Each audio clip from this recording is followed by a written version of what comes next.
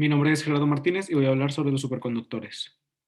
Primero que nada, la definición de superconductividad es la capacidad que tienen ciertos materiales para conducir corriente eléctrica sin resistencia ni pérdida de energía.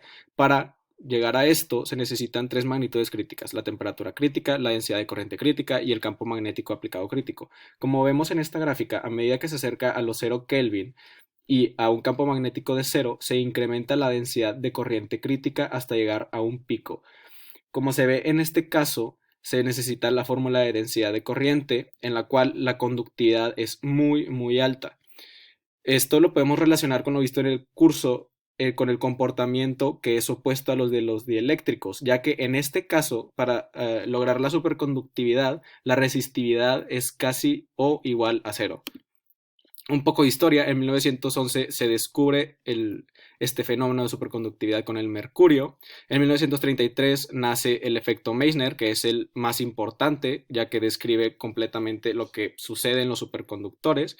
En 1957 sale la teoría BCS, que dice: en el estado superconductor hay una interacción atractiva entre electrones que forman pares de Cooper, que básicamente pasan por el campo magnético en pares, teniendo energía solo entre ellos. En 1986 sale el descubrimiento más reciente, que es el descubrimiento de los High Temperature Superconductors, que básicamente descubre la superconductividad en materiales cerámicos y a temperaturas superiores al límite. El efecto Meissner es el más importante y dice: cuando el material se enfría por debajo de la temperatura crítica, aparece súbitamente una fuerza repulsiva entre el material superconductor y el imán. Esto se debe a que en el superconductor comienza a circular una corriente eléctrica que genera un campo magnético opuesto al campo del imán, con lo cual se va a tener un campo magnético neto de cero. La ecuación de London es la que nos dice esto, en la cual básicamente esta explica la forma que ha de tener un campo magnético para que se cumplan las condiciones fundamentales del efecto Meissner. También para esto se utiliza la fórmula de la fuerza de Lorentz, que busca explicar exactamente este fenómeno, con la cual se calcula la magnitud de dicho campo magnético, como lo podemos ver aquí en la fórmula y con las fórmulas utilizadas en el curso.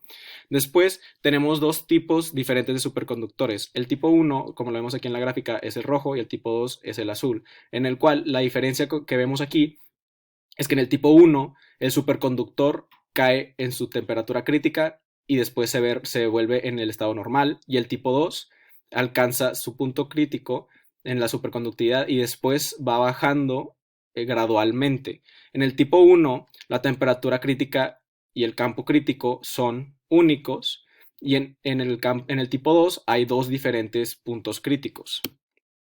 Aquí tenemos unos materiales y cómo se denominan. Básicamente tenemos los convencionales, que son los que ya están acordados; los no convencionales, que todavía no están regidos por la teoría convencional de la superconductividad; y los indeterminados, que todavía no se sabe si son convencionales o no. Aquí en esta gráfica vemos la temperatura que tienen crítica y los años en que fueron descubiertos. Aquí en esta tabla vemos los materiales superconductores más comunes, por así decirlos, y sus temperaturas críticas y sus campos críticos, y algunos compuestos más populares. Aquí vemos algunas de las fórmulas en general utilizadas para este tipo, para los superconductores. Básicamente tenemos el efecto Meissner, que puede relacionarse con estos temas del curso sobre la fuerza del campo magnético, que básicamente se busca contrarrestar lo más posible hasta llegar a cero; la ecuación de London sobre el campo eléctrico; y además se tiene esta otra fórmula de ecuación de London, que básicamente predice que la corriente y campo magnético en los superconductores solo pueden existir dentro de una capa de grosor, y en este caso se calcula esa capa de grosor. Y también tenemos la densidad de corriente, que va a ser muy grande debido a que la conductividad del material va a ser extremadamente alta. Algunas de las aplicaciones que tenemos es más que nada en los trenes maglev, en direccionamiento de las de partículas y máquinas de resonancia magnética nuclear.